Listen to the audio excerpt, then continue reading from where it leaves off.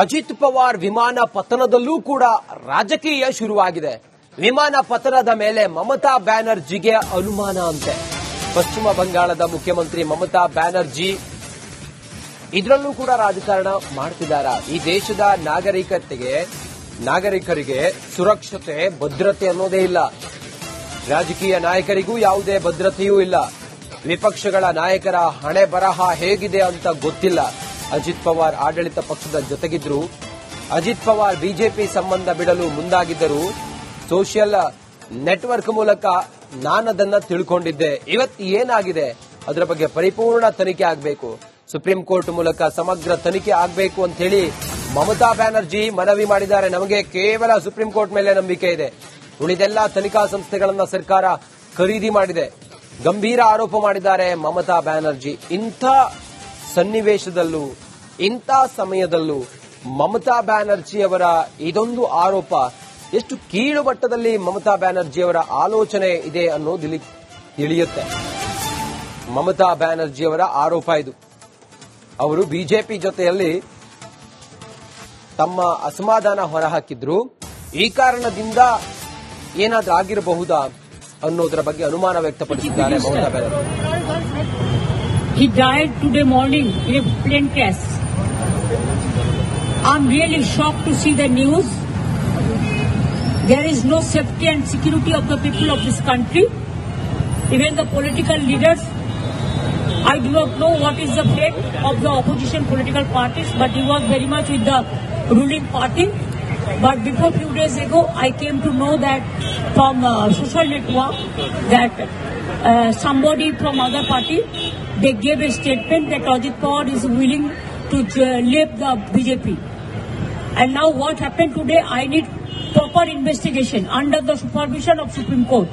Only we have the trust on Supreme Court, no other agency. All the agencies are being totally purchased. And really it's a great loss for the country. Maybe he's from the opposition. Now he's from the opposition. But tomorrow he's supposed to join the original force of their party. Deputy Chief Minister.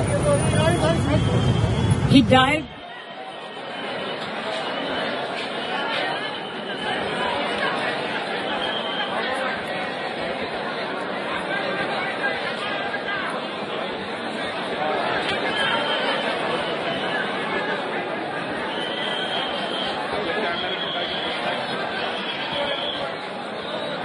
ಬಾರಾಮತಿಯ GMC ಆಸ್ಪತ್ರೆಯ ಮುಂಭಾಗದ ಈ ಕ್ಷಣದ live ದೃಶ್ಯಾವಳಿಯನ್ನ ಗಮನಿಸ್ತಾ ಇದ್ರಿ. ಸಾವಿರಾರು ಸಂಖ್ಯೆಯಲ್ಲಿ ಅಜಿತ್ ಪವಾರ್ ಅವರ ಅಭಿಮಾನಿಗಳು, ಬೆಂಬಲಿಗರು ಎಲ್ಲರೂ ಕೂಡ ಅಲ್ಲಿ ಜಮಾವಣೆಗೊಂಡಿದ್ದಾರೆ.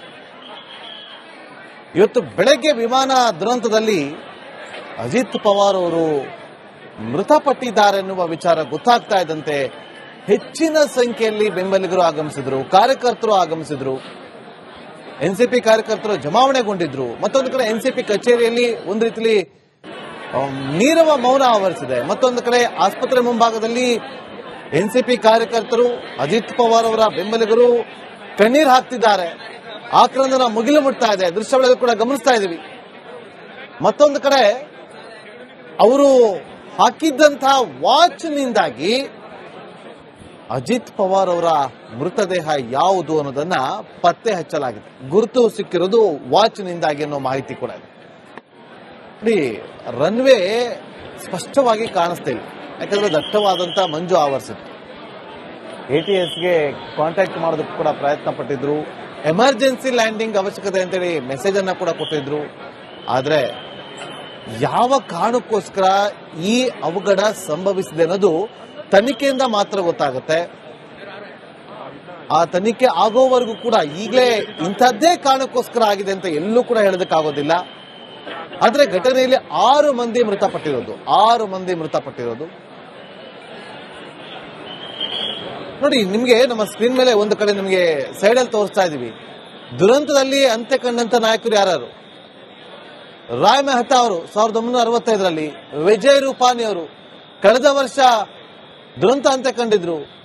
YSR 2009ರಲ್ಲಿ, ನಟಿ ಸೌಂದರ್ಯ 2004ರಲ್ಲಿ, ಬೆಂಗಳೂರಿನ ಜಕ್ಕೂರು ಏಡ್ರಮ್ಮಿಂದ ಹೋದಾಗ ಆಗಿದ್ದು. ಇನ್ನು ಸಂಜಯ್ ಗಾಂಧಿ ಅವರು ಮಾಧವ್ ರಾವ್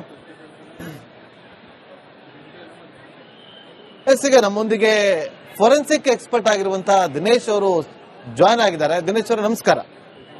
ನಮಸ್ಕಾರ. ನಮಸ್ತೆ. ನಾಗೇಂದ್ರ ಬಾಬು ಮಾತಾಡ್ತಾ ನನ್ನ ಜೊತೆ ನನ್ನ ಸಹೋದರಿ ರಂಜಿತ್ ಕೂಡ ಇದ್ದಾರೆ. ದಿನೇಶ್ ಅವರೇ, ಬಹಳ ಅನುಮಾನಗಳಿಗೆ ಕಾರಣವಾಗ್ತಾ ಇದೆ. ನೇರವಾದಂತ ಪ್ರಶ್ನೆಯನ್ನ ಮಾಡ್ತಾ ಇದ್ದೀನಿ. ಈ ದುರಂತ ಆಗಿ ಇನ್ನೂ 3-4 ಗಂಟೆ ಕೂಡ ಕಳೆದಿಲ್ಲ, ಆಗ್ಲೇ ಅನುಮಾನಗಳು ವ್ಯಕ್ತವಾಗ್ತಾ ಇದೆ. ಪ್ರಾಪರ್ ಇನ್ವೆಸ್ಟಿಗೇಷನ್ ಆಗಬೇಕು ಅಂತೇಳಿ ಮಮತಾ ಬ್ಯಾನರ್ಜಿ ಅವರಲ್ಲಿ ಮನವಿಯನ್ನ ಮಾಡಿಕೊಳ್ತಿದ್ದಾರೆ. ಯಾವ ರೀತಿಯಾಗಿ ನೀವು ಇದನ್ನ ನೋಡ್ತೀರಿ? ಜೊತೆಗೆ ನೀವು ಸಾಕಷ್ಟು ಬಾರಿಯೂ ಕೂಡ ನಮ್ಮೊಂದಿಗೆ ಇಂಥದೇ ಸಂದರ್ಭದಲ್ಲಿ ಸಿಡಿಸಿ ಅವಘಡ ಸಂಭವಿಸಿದಾಗ ಕೂಡ ನೀವು ಸಾಕಷ್ಟು ವಿಚಾರಗಳನ್ನ ಹಂಚಿಕೊಂಡಿದ್ರಿ. ಈಗ ಬೇಕಿರುವಂತಹ ಮಾಹಿತಿ, ಈಗ ಈ ಘಟನೆಗೆ ಸಂಬಂಧಪಟ್ಟಂತೆ ಏನಿರ್ಬೋದು ಕಾರಣ ಅನ್ನೋದನ್ನ ಹೇಗೆ ಪತ್ತೆ ಹಚ್ತಾರೆ? ಅನುಮಾನಗಳು ವ್ಯಕ್ತವಾಗ್ತಾ ಇರೋದು ಯಾವ ಕಾರಣಕ್ಕೋಸ್ಕರ? ಓವರಾಲ್ ಆಗಿ ನಿಮ್ಮ ಮೊದಲ ಪ್ರತಿಕ್ರಿಯೆ ನೋಡಿ. ಈಗ ಒಂದು ಸಡನ್ ಆಗಿ ಈ ರೀತಿ ಆಕ್ಸಿಡೆಂಟ್ ನಡೆದಾಗ with the given political circumstances ಅಲ್ಲಿ ಅನುಮಾನ ಹುಟ್ಟೋದು ಸಹಜ. ಬಟ್ ಈ ಅನುಮಾನ ಸಹಜಗಳಿಗೆ ಅನುಮಾನ ಇದ್ರೂ ಅಷ್ಟೇ, ಇಲ್ಲ ಅಂದ್ರೂ ಅಷ್ಟೇ, ಈ ತರ ಘಟನೆಗಳು ನಡೆದಾಗ ಮನೆಯವರಿಗಾಗ್ಲಿ ಪ್ಲಸ್ ಅವ್ರಿಗೆ ನೋಡಿರ್ತಕ್ಕಂಥ ಅವರ ಅಭಿಮಾನಿಗಳಿಗಾಗ್ಲಿ ಅನ್ಸ್ಬೋದು ಹೇಗ್ ಆಗಿರ್ಬೋದು ಅಂತ ತಿಳ್ಕೊಳ್ಳೋದು ಒಂದು ಡೆಫಿನೆಟ್ಲಿ ಒಂದು ಉತ್ಸುಕತೆ ಇರ್ತದೆ. ಬಟ್ ಎಲ್ಲದಕ್ಕಿಂತ this type of accidents protocols ಯಾವತ್ತೂ ಇದ್ದೇ ಇರುತ್ತೆ. And investigation should be launched. ಒಂದು ಈ ಇನ್ವೆಸ್ಟಿಗೇಷನ್ ಮಾಡೋದು ಇದು ಒಂದು ಮೂಲ ಕರ್ತವ್ಯ. ಅದು I am very sure the government will do it. That is number 1. ಎರಡನೇದು, ಈ ತರ ಇನ್ವೆಸ್ಟಿಗೇಷನ್ ಮಾಡೋದ್ರಿಂದ the speculation surrounding the accident ಅದಕ್ಕೆ ಒಂದು ಉತ್ತರ ಸಿಗ್ತದೆ. ಆಮೇಲೆ ಎಲ್ಲದಕ್ಕಿಂತ leave about this political parties ಗೆ they have their own versions. ಅದು ವಿತ್ ಕೆನಾಟ್ ಬಿ ಸಬ್ಸ್ಟಾನ್ಶಿಯೇಟೆಡ್ ನಾರ್ ಹ್ಯಾಸ್ ಗಾಟ್. ಅಜಿತ್ ಪವಾರ್ ವಿಮಾನ ಪತನದಲ್ಲೂ ಕೂಡ ರಾಜಕೀಯ ಶುರುವಾಗಿದೆ. ವಿಮಾನ ಪತನದ ಮೇಲೆ ಮಮತಾ ಬ್ಯಾನರ್ಜಿಗೆ ಅನುಮಾನ ಅಂತೆ. ಪಶ್ಚಿಮ ಬಂಗಾಳದ ಮುಖ್ಯಮಂತ್ರಿ ಮಮತಾ ಬ್ಯಾನರ್ಜಿ ಇದರಲ್ಲೂ ಕೂಡ ರಾಜಕಾರಣ ಮಾಡ್ತಿದ್ದಾರಾ? ಈ ದೇಶದ ನಾಗರಿಕರಿಗೆ ಸುರಕ್ಷತೆ, ಭದ್ರತೆ ಅನ್ನೋದೇ ಇಲ್ಲ. ರಾಜಕೀಯ ನಾಯಕರಿಗೂ ಯಾವುದೇ ಭದ್ರತೆಯೂ ಇಲ್ಲ. ವಿಪಕ್ಷಗಳ ನಾಯಕರ ಹಣೆ ಬರಹ ಹೇಗಿದೆ ಅಂತ ಗೊತ್ತಿಲ್ಲ. ಅಜಿತ್ ಪವಾರ್ ಆಡಳಿತ ಪಕ್ಷದ ಜೊತೆಗಿದ್ರು. ಅಜಿತ್ ಪವಾರ್ ಬಿಜೆಪಿ ಸಂಬಂಧ ಬಿಡಲು ಮುಂದಾಗಿದ್ದರು. ಸೋಷಿಯಲ್ ನೆಟ್ವರ್ಕ್ ಮೂಲಕ ನಾನದನ್ನ ತಿಳ್ಕೊಂಡಿದ್ದೆ. ಇವತ್ತು ಏನಾಗಿದೆ ಅದರ ಬಗ್ಗೆ ಪರಿಪೂರ್ಣ ತನಿಖೆ ಆಗಬೇಕು. ಸುಪ್ರೀಂ ಕೋರ್ಟ್ ಮೂಲಕ ಸಮಗ್ರ ತನಿಖೆ ಆಗಬೇಕು ಅಂತ ಹೇಳಿ ಮಮತಾ ಬ್ಯಾನರ್ಜಿ ಮನವಿ ಮಾಡಿದ್ದಾರೆ. ನಮಗೆ ಕೇವಲ ಸುಪ್ರೀಂ ಕೋರ್ಟ್ ಮೇಲೆ ನಂಬಿಕೆ ಇದೆ, ಉಳಿದೆಲ್ಲ ತನಿಖಾ ಸಂಸ್ಥೆಗಳನ್ನ ಸರ್ಕಾರ ಖರೀದಿ ಮಾಡಿದೆ. ಗಂಭೀರ ಆರೋಪ ಮಾಡಿದ್ದಾರೆ ಮಮತಾ ಬ್ಯಾನರ್ಜಿ. ಇಂಥ ಸನ್ನಿವೇಶದಲ್ಲೂ ಇಂಥ ಸಮಯದಲ್ಲೂ ಮಮತಾ ಬ್ಯಾನರ್ಜಿಯವರ ಇದೊಂದು ಆರೋಪ ಎಷ್ಟು ಕೀಳು ಮಟ್ಟದಲ್ಲಿ ಮಮತಾ ಬ್ಯಾನರ್ಜಿಯವರ ಆಲೋಚನೆ ಇದೆ ಅನ್ನೋದು ತಿಳಿಯುತ್ತೆ. ಮಮತಾ ಬ್ಯಾನರ್ಜಿಯವರ ಆರೋಪ ಇದು. ಅವರು ಬಿಜೆಪಿ ಜೊತೆಯಲ್ಲಿ ತಮ್ಮ ಅಸಮಾಧಾನ ಹೊರಹಾಕಿದ್ರು. ಈ ಕಾರಣದಿಂದ ಏನಾದ್ರೂ ಆಗಿರಬಹುದಾ ಅನ್ನೋದರ ಬಗ್ಗೆ ಅನುಮಾನ ವ್ಯಕ್ತಪಡಿಸಿದ್ದಾರೆ Mamata Banerjee. He died today morning in a plane crash. I'm really shocked to see the news. There is no safety and security of the people of this country. Even the political leaders, I do not know what is the fate of the opposition political parties, but he was very much with the ruling party. But before few days ago, I came to know that from social network that somebody from other party, they gave a statement that Ajit Pawar is willing to leave the BJP. And now what happened today, I need proper investigation under the supervision of Supreme Court. Only we have the trust on Supreme Court, no other agency. All the agencies are being totally purchased. And really it's a great loss for the country. Maybe he is from the opposition. Now he is from the opposition. But tomorrow he is supposed to join the original force of their party. Deputy Chief Minister. He died.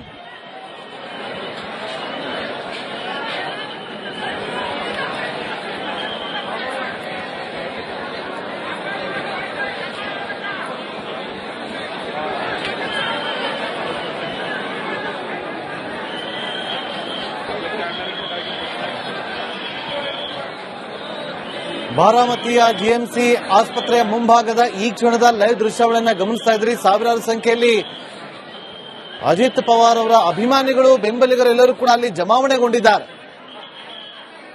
ಇವತ್ತು ಬೆಳಗ್ಗೆ ವಿಮಾನ ದುರಂತದಲ್ಲಿ ಅಜಿತ್ ಪವಾರ್ ಅವರು ಮೃತಪಟ್ಟಿದ್ದಾರೆ ಎನ್ನುವ ವಿಚಾರ ಗೊತ್ತಾಗ್ತಾ ಇದ್ದಂತೆ ಹೆಚ್ಚಿನ ಸಂಖ್ಯೆಯಲ್ಲಿ ಬೆಂಬಲಿಗರು ಆಗಮಿಸಿದ್ರು, ಕಾರ್ಯಕರ್ತರು ಆಗಮಿಸಿದ್ರು, ಎನ್ಸಿಪಿ ಕಾರ್ಯಕರ್ತರು ಜಮಾವಣೆಗೊಂಡಿದ್ರು. ಮತ್ತೊಂದು ಕಡೆ ಎನ್ಸಿಪಿ ಕಚೇರಿಯಲ್ಲಿ ಒಂದು ರೀತಿಯಲ್ಲಿ ನೀರವ ಮೌನ ಆವರಿಸಿದೆ. ಮತ್ತೊಂದು ಕಡೆ ಆಸ್ಪತ್ರೆ ಮುಂಭಾಗದಲ್ಲಿ ಎನ್ಸಿಪಿ ಕಾರ್ಯಕರ್ತರು, ಅಜಿತ್ ಪವಾರ್ ಅವರ ಬೆಂಬಲಿಗರು ಕಣ್ಣೀರು ಹಾಕ್ತಿದ್ದಾರೆ.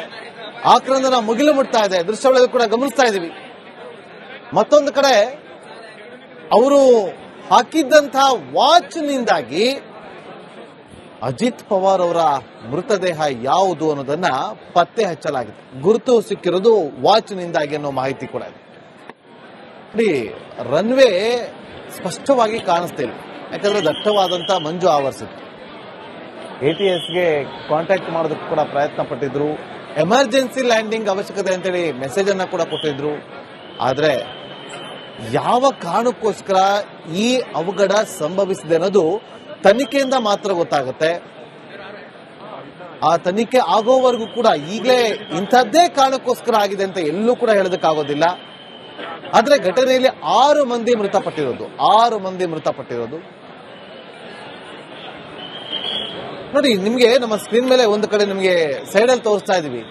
ದುರಂತದಲ್ಲಿ ಅಂತ್ಯ ಕಂಡಂತ ನಾಯಕರು ಯಾರು? ರಾಯ್ ಮೆಹ್ತಾ ಅವರು 1965ರಲ್ಲಿ, ವಿಜಯ್ ರೂಪಾನಿ ಅವರು ಕಳೆದ ವರ್ಷ ದುರಂತ ಅಂತ್ಯ ಕಂಡಿದ್ರು, YSR 2009ರಲ್ಲಿ, ನಟಿ ಸೌಂದರ್ಯ 2004ರಲ್ಲಿ, ಬೆಂಗಳೂರಿನ ಜಕ್ಕೂರು ಏಡ್ರಮ್ಮಿಂದ ಹೋದಾಗ ಆಗಿದ್ದು. ಇನ್ನು ಸಂಜಯ್ ಗಾಂಧಿ ಅವರು, ಮಾಧವ್ ರಾವ್. ಈಗ ನಮ್ಮೊಂದಿಗೆ ಫೋರೆನ್ಸಿಕ್ ಎಕ್ಸ್ಪರ್ಟ್ ಆಗಿರುವಂತಹ ದಿನೇಶ್ ಅವರು ಜಾಯ್ನ್ ಆಗಿದ್ದಾರೆ. ದಿನೇಶ್ ಅವರು ನಮಸ್ಕಾರ. ನಮಸ್ತೆ. ನಾಗೇಂದ್ರ ಬಾಬು ಮಾತಾಡ್ತಾ ಇದ್ದೀನಿ. ನನ್ನ ಜೊತೆ ನನ್ನ ಸಹೋದರಿ ರಂಜಿತ್ ಕೂಡ ಇದ್ದಾರೆ. ದಿನೇಶ್ ಅವರೇ, ಬಹಳ ಅನುಮಾನಗಳಿಗೆ ಕಾರಣವಾಗ್ತಾ ಇದೆ. ನೇರವಾದಂತ ಪ್ರಶ್ನೆಯನ್ನ ಮಾಡ್ತಾ ಇದ್ದೀನಿ. ಈ ದುರಂತ ಆಗಿ ಇನ್ನೂ 3-4 ಗಂಟೆ ಕೂಡ ಕಳೆದಿಲ್ಲ, ಆಗ್ಲೇ ಅನುಮಾನಗಳು ವ್ಯಕ್ತವಾಗ್ತಾ ಇದೆ. ಪ್ರಾಪರ್ ಇನ್ವೆಸ್ಟಿಗೇಷನ್ ಆಗಬೇಕು ಅಂತೇಳಿ ಮಮತಾ ಬ್ಯಾನರ್ಜಿ ಅವರಲ್ಲಿ ಮನವಿಯನ್ನ ಮಾಡಿಕೊಳ್ತಿದ್ದಾರೆ. ಯಾವ ರೀತಿಯಾಗಿ ನೀವು ಇದನ್ನ ನೋಡ್ತೀರಿ? ಜೊತೆಗೆ ನೀವು ಸಾಕಷ್ಟು ಬಾರಿಯೂ ಕೂಡ ನಮ್ಮೊಂದಿಗೆ ಇಂಥದೇ ಸಂದರ್ಭದಲ್ಲಿ ಸಿಡಿಸಿ ಅವಘಡ ಸಂಭವಿಸಿದಾಗ ಕೂಡ ನೀವು ಸಾಕಷ್ಟು ವಿಚಾರಗಳನ್ನ ಹಂಚಿಕೊಂಡಿದ್ರಿ. ಈಗ ಬೇಕಿರುವಂತಹ ಮಾಹಿತಿ, ಈಗ ಈ ಘಟನೆಗೆ ಸಂಬಂಧಪಟ್ಟಂತೆ ಏನಿರ್ಬೋದು ಕಾರಣ ಅನ್ನೋದನ್ನ ಹೇಗೆ ಪತ್ತೆ ಹಚ್ತಾರೆ? ಅನುಮಾನಗಳು ವ್ಯಕ್ತವಾಗ್ತಾ ಇರೋದು ಯಾವ ಕಾರಣಕ್ಕೋಸ್ಕರ? ಓವರಾಲ್ ಆಗಿ ನಿಮ್ಮ ಮೊದಲ ಪ್ರತಿಕ್ರಿಯೆ ನೋಡಿ. ಈಗ ಒಂದು ಸಡನ್ ಆಗಿ ಈ ರೀತಿ ಆಕ್ಸಿಡೆಂಟ್ ನಡೆದಾಗ with the given political circumstances ಅಲ್ಲಿ ಅನುಮಾನ ಹುಟ್ಟೋದು ಸಹಜ. ಬಟ್ ಈ ಅನುಮಾನ ಸಹಜಗಳಿಗೆ ಅನುಮಾನ ಇದ್ರೂ ಅಷ್ಟೇ, ಇಲ್ಲ ಅಂದ್ರೂ ಅಷ್ಟೇ, ಈ ತರ ಘಟನೆಗಳು ನಡೆದಾಗ ಮನೆಯವರಿಗಾಗ್ಲಿ ಪ್ಲಸ್ ಅವ್ರಿಗೆ ನೋಡಿರ್ತಕ್ಕಂಥ ಅವರ ಅಭಿಮಾನಿಗಳಿಗಾಗ್ಲಿ ಅನ್ಸ್ಬೋದು ಹೇಗ್ ಆಗಿರ್ಬೋದು ಅಂತ ತಿಳ್ಕೊಳ್ಳೋದು ಒಂದು ಡೆಫಿನೆಟ್ಲಿ ಒಂದು ಉತ್ಸುಕತೆ ಇರ್ತದೆ. ಬಟ್ ಎಲ್ಲದಕ್ಕಿಂತ this type of accidents protocols ಯಾವತ್ತೂ ಇದ್ದೇ ಇರುತ್ತೆ. And investigation should be launched. ಒಂದು ಈ ಇನ್ವೆಸ್ಟಿಗೇಷನ್ ಮಾಡೋದು ಇದು ಒಂದು ಮೂಲ ಕರ್ತವ್ಯ. ಅದು I am very sure the government will do it. That is number 1. ಎರಡನೇದು, ಈ ತರ ಇನ್ವೆಸ್ಟಿಗೇಷನ್ ಮಾಡೋದ್ರಿಂದ the speculation surrounding the accident ಅದಕ್ಕೆ ಒಂದು ಉತ್ತರ ಸಿಗ್ತದೆ. ಆಮೇಲೆ ಎಲ್ಲದಕ್ಕಿಂತ ಲೀವ್ ಅಬೌಟ್ ದಿಸ್ ಪೊಲಿಟಿಕಲ್ ಪಾರ್ಟೀಸ್ಗೆ they have their own versions. ಅದು ಇಟ್ ಕೆನಾಟ್ ಬಿ ಸಬ್ಸ್ಟಾನ್ಶಿಯೇಟೆಡ್ ನಾರ್ ಹ್ಯಾಸ್ ಗಾಟ್